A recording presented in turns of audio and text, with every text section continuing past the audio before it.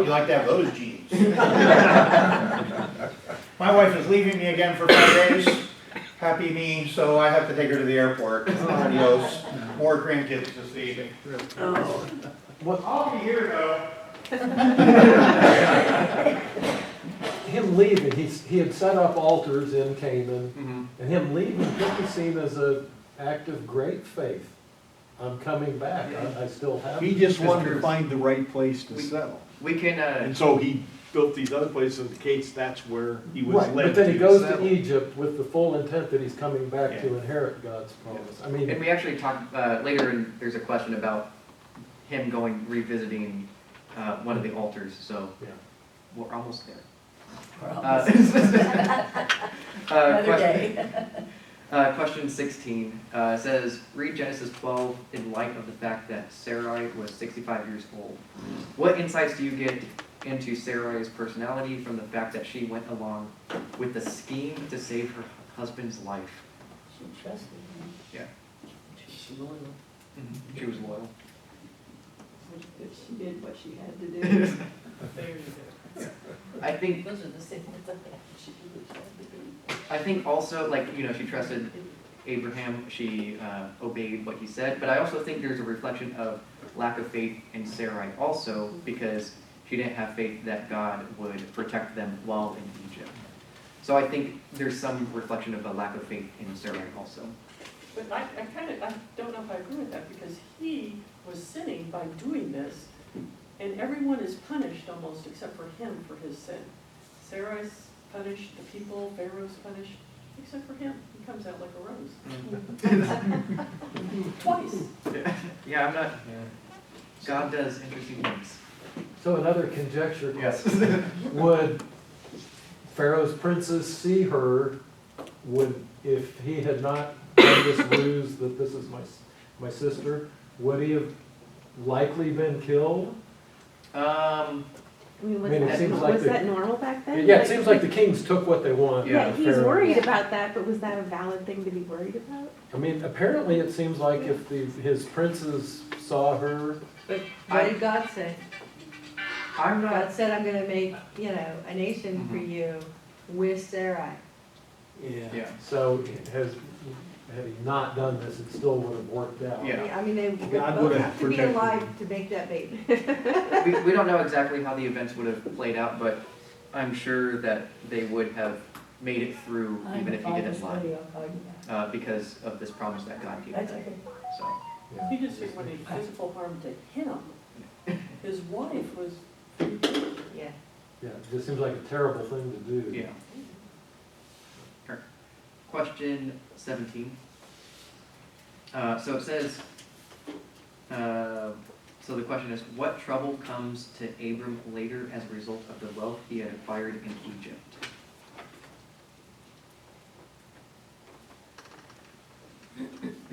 Well, 16 talks about Hagar. Mm-hmm. So, I mean, is this conjecturing that he picked Hagar up Yeah. in Egypt, since wasn't she Egyptian? Yeah, so I think that's implied that because she's an Egyptian servant, They acquired probably her got her. in Egypt. And then she later becomes kind of a source of contention or conflict in Mhm. their household, because when they don't think that Sarai will be able to have a son, he has a son with Hagar, and then later God is like, no, you're supposed to have a child with Sarai, and that's who the promise is going through. So later on, there's a bit of contention with Hagar. And she takes his child. Yeah, she takes Ishmael. And he became the father of the Arabs, and I Mhm. believe it was said about him that he would always be a thorn in the side Yep. of Israel. Yep, right? so, So it was a kind of a permanent. yeah, so actually Muslims, I forget the exact verse, but that's where that's kind of like their origin stories. When Hagar and Ishmael leave, and he has 12 sons also, right? Yes. That's kind of like their origin story, is where they would trace their lineage back to. But the question goes back to the result of his wealth. So had he not had the wealth, would he not have had the servants? So then would we not have had the Muslim nation? How would all that have Yeah. changed? Who knows? I don't know. Only God knows. Yeah. Question 18, who do you think bears the greater responsibility? Abram for his deception, as well as for keeping the wealth gained through that deceit, or Pharaoh for placing foreigners in his land into life-threatening situations? Explain. These are some interesting questions, I think. A lot of just like, oh, what do you think would happen? But Like Abram should have trusted God. Yeah. That's right. Mhm. That's what I Perception. Yeah. And he should have realized, I guess this story don't bother me because he's so stupid. But I mean, it just shows you when you sin, not only do you affect the people, the non-believer like Pharaoh, but you affected his wife, you affected their descendants, I mean, you affected a lot of other people. Oh, yeah. Mhm. That's the only way I can rationalize and say God was okay with this. Yeah, I would agree that Abram had the greater responsibility because he's the one who received the promise from God. So, all right. Any questions before we move on? Not to be the, and I agree with that, but Pastor spoke today about leaders having a certain responsibility too, so Pharaoh Mm-hmm. obviously He's still wasn't a sinning. godly. Yeah. Absolutely. Yeah, so- I mean, this is like a both, you know, Yeah. both. Yeah, so Pharaoh did have some responsibility because he is to protect the people of his land. But I think in this instance, Abram bears greater responsibility just because the promise has been revealed to him and all that. All right. We'll skip letter B and move into day 5. So I will start with Genesis 13. It says, so Abram went up from Egypt, he and his wife, and all that he had, and Lot with him into the Negev. Now Abram was very rich in livestock, in silver, and in gold.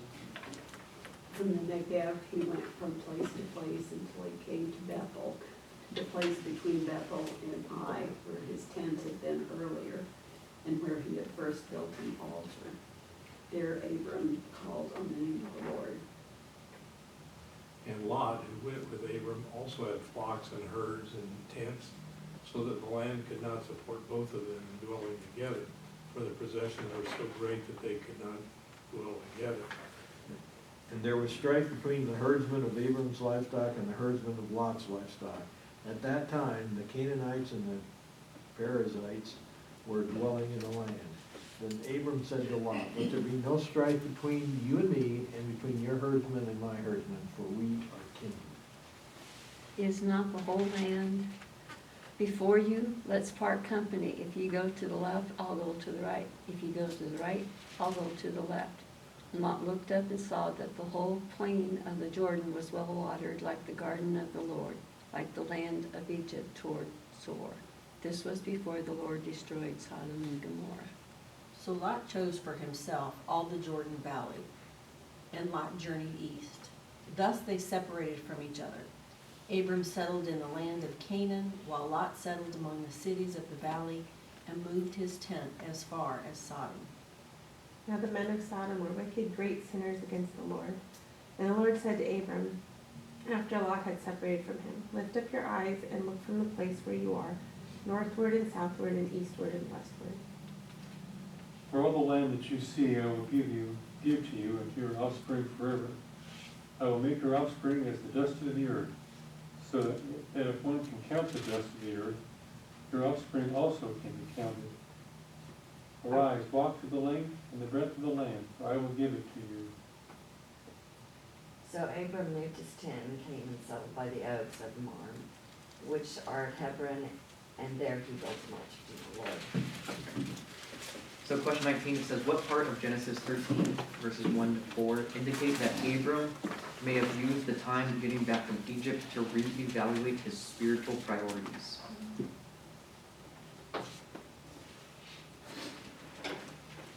He went back to the place where he first put up his tent and had built an altar. Yep.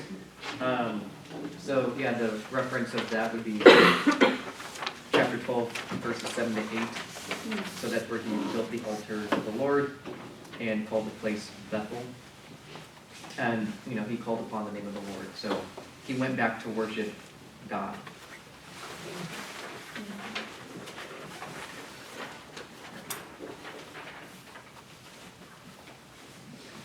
So, question 20, Genesis 13, 5-6 is an example of too much of a good thing. Abram's godly testimony to the Egyptians has already been compromised by his sin. Now, it looked as if Abram's family could get along better with the pagan Canaanites than with each other. Letter A.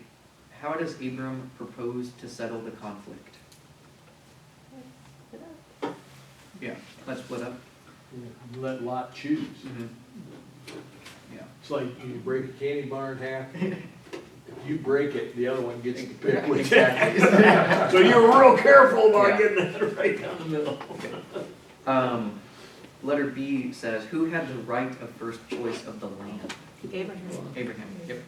But Oh, he gave right. Abraham or Abram gave Lot the first decision. So question 21. Read Genesis 13, 8-9. Summarize the basic attitude with which a Christian approaches potential conflict. So Proverbs 11, 24-25. Give freely, grow rich. Yep, give freely. And you'll be rewarded with more. Mhm. It's that old parable that they teach, the talents or whatever. 1 Corinthians 6, verse 7.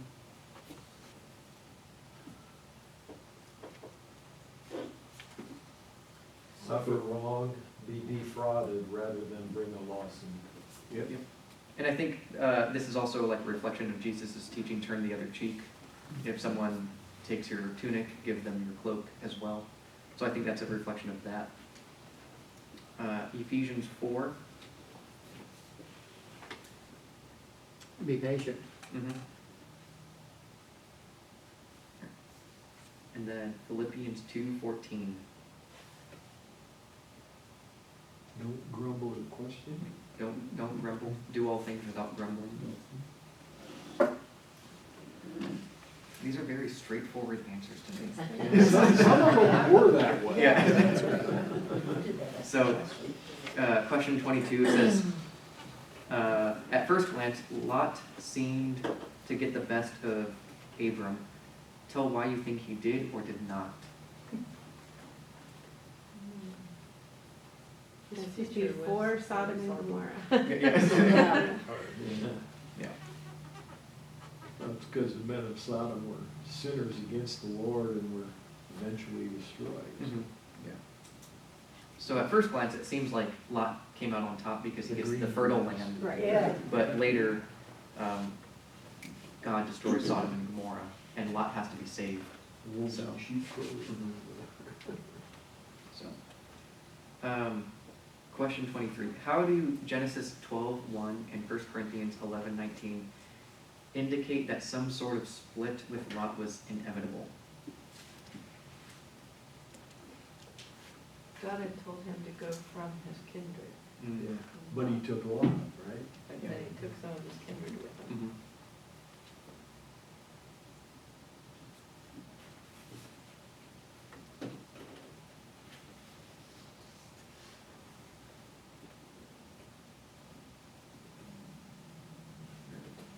Question 24.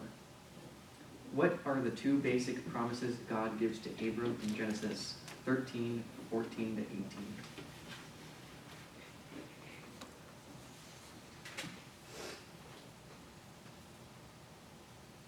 He just reemphasizes, I give you all this land, east, west, north, south, even though you've given part of it away. Mhm. It's still yours. But to him and his offspring. Yeah. They would have Yeah, that. to him and his offspring. And then what's so that's actually one, the land will be given to Abram and his offspring. So what's would the, be as many as the dust of the Yep. air. So I think he used sand in the first example. yeah, and then he uses stars in a different Stars, maybe that's what. So, Uncountable things. What's that? Uncountable things. question 25 this is kind of a personal reflection.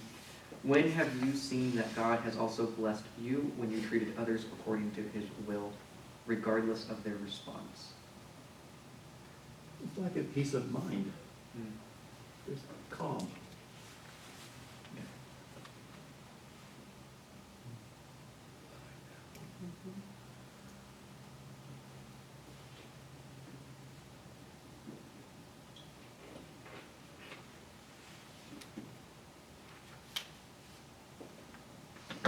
We can move on to the final question then. What insights have you received or found reaffirmed by your study this week?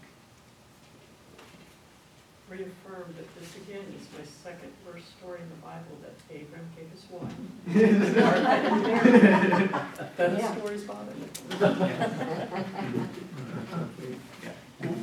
It's just to trust God, not in charge.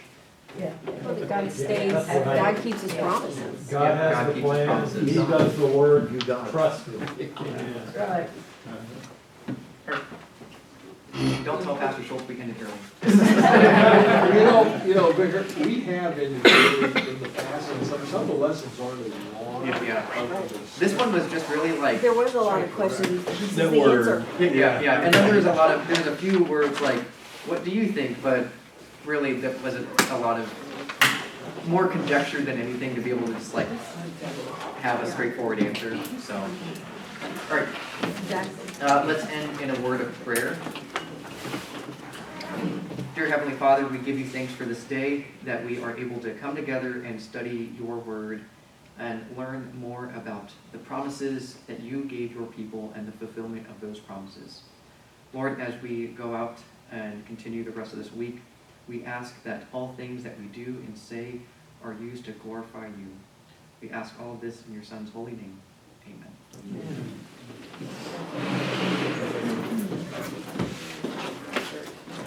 This is the first time in all the years I've been here that we ever. And really, Pastor's not here. because Pastor Schultz left. Oh, yes.